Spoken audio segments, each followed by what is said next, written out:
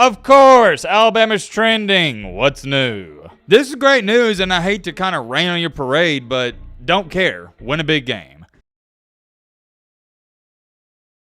Woo-wee! We got some interesting stuff going on in the college football world. Ladies and gentlemen, boys and girls, hope all of you are having a great start to your week. Hope all of you are having a great Monday night. If not, hope this video can make it a little bit better. Man, oh man, we got some bad, and I mean more bad news for Alabama. I know, Alabama fans, it seems like it's been nothing but bad news for the last month or so. But on the contrary, we got some great news for the irrelevant Penn State and Nittany Lions. So on one hand, we got bad news for an SEC team. On the other hand, great news for a Big Ten team. Ironic. We're going to talk all about that, but hold on. It doesn't just end there, partner. Do y'all remember when Mr. Cam Ward, he sat out the second half of the Pop-Tart Bowl and he watched his team lose a heartbreaking game? Well, his head coaches finally came out and spoken about it. And let's just say you're going to want to see what Mr. Mario Cristobal had to say about it. We're also going to read off a couple comments on some of the previous videos. Strap in, buckle up, get you a snack, get you a popcorn, get your favorite meal you like to eat when you watch a video, because trust me, I do the same thing. But I'm Matt Blau, bunch of the crap up, not up for that, don't. Let's get into it. All right, first things first, we're going to take a look at some of these comments, and I have no idea why, I'm not complaining, but you guys have been going crazy with the super chats on the recent videos. So I'm going to read off some of these donations, super chats, whatever you like to comment. I already know there's going to be people complaining about saying, oh, why is Matt read out these comments? Can we just get into the football stuff? Number one, most people like and enjoy when we read off comments. If you don't like it, you can just skip past it. And number two, I've said this before, I'm going to say it again. When somebody's giving you their hard-earned money, you got to recognize it, or at least I choose to. All right, first one we're going to take a look at is coming from Matt Be Great, #1 fan. Interesting username. Keep up the great work, Matt Be Great. I will try. All respect to you and the grind. My dad can't stand you as an IU homer. Hey, man, I can't fault your dad for not being able to stand me because I give a lot of the Big Ten teams a hard time. But now that I think about it, if some of y'all will remember when we do the rankings, I come out with my top 12 teams every single, what was that, on Monday or Tuesday? I actually had Indiana at like number 9 or 10. I had them in the playoffs. Thank you for that. Whoa, whoa, whoa, whoa, whoa, whoa, whoa, whoa, whoa, whoa, whoa, whoa, whoa, whoa, whoa. Hold on. Is that me? In your profile picture? Dude, where are y'all finding these pictures? Moving along here, I'm 3K Pat. Also, shout out to 3K Pat for being a member of the channel with a 10 ball. Go buy yourself some Skittles, Matt. Am I missing something? Is that like an inside joke? I don't know what that means. Maybe he's being serious about it, but ironically enough, Skittles are like one of my favorite candies or snacks out there. All right, bro. Didn't we give Eric Taylor a strike last time? Needs to go buy himself some hair. No comment, no comment. Matt Off the Perk writes, Matt Off the Perk with another banger of a video. And this is a... another picture of me. Someone said, where did you get that profile picture? He said, yes. What? All right, we got two more and we got to get a move on. This is from Kane McDowell. Shout out to Kane. Drew Howard's your typical spoiled rich kid that is just annoying to be around. That's probably the reason why Bo Perbula left. I haven't heard anything about that. Maybe it's true, maybe it's not. Thank you for the 5 ball. And, bro, what is your username? Dongzilla? Come on, man.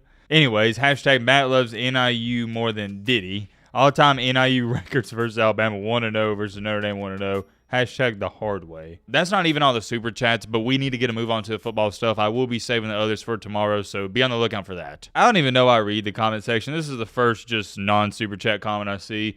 Marty B. Bald's hairline went with Carson Beck from the South to Miami. All right, man. I'm not even going to get mad. I'm not going to. Imagine watching a college football video I put time and effort into, and that's the first thing that comes to your mind. Yeah, let me write this comment. I know this is a crazy idea. I know. Crazy, crazy stuff, guys. But you would think occasionally somebody would say, hey, Matt, appreciate the vids. Hey, Matt, thanks for working 12 to 14 hours a day in the MBG sweatshop to provide these videos, stuff like that. But it's just, you know, comments like this. No biggie, though. No biggie, like we say on the channel. It is what it is. We got to talk about some football. Topic numero uno is no other than Mr. Mario Cristobal. Let me give you a quick refresher. In the Pop-Tart Bowl, Miami, they were going off on the offensive side of the ball at least. We know their defense is terrible. Different conversation for a different day. Cam Ward, he was lighting them up. However, in the third quarter, Cam Ward, he didn't go out there with the offense. Come to find out, Cam Ward, he wasn't going to play the second half, and that Miami offense, they struggled mightily. I don't want to go in on Cam Ward too much because we've already talked about this, but my biggest gripe with Cam Ward, and I think everybody else's biggest gripe with him, is the fact that you started the game, played 2 quarters, but you didn't finish it. Nobody would have batted an eye if you decided to sit out this game. Nobody would have been talking about it. This is all about brotherhood. This is all about leading your men into war as a starting quarterback. You're halfway through the battle and you say, yeah, I got my passing award or record. Y'all got it from here. I'm good. I'm going to sit out. And you can't even use the excuse of, oh, Matt, well, he was worried about getting injured. No, obviously he wasn't because he played in the first half. I hate this and I can't emphasize that enough. Not even as a competitor, but as a man, leaving your brothers out to dry like that couldn't be me. Anyways, Mario Cristobal was asked about Cam Ward quitting on Miami at the Pop-Tart Bowl, and all he said is, and I quote, or I'm not going to say what he said, bull crap. But instead of saying crap, you know what he said. I expect coaches to take up for their players and whatnot, but that's the definition of quitting. He quit on his team. He didn't play in the second half. I'm curious. Let me know in the comment section, what do you think about that, and what do you think about Cristobal's response? Moving along here, though, to our second topic, we got to talk about the Alabama Crimson Tide. Of course, Alabama's trending. What's new? Boys and girls, ladies and gentlemen, I wish I could sit up here and say, holy crap, guys, holy schmoly,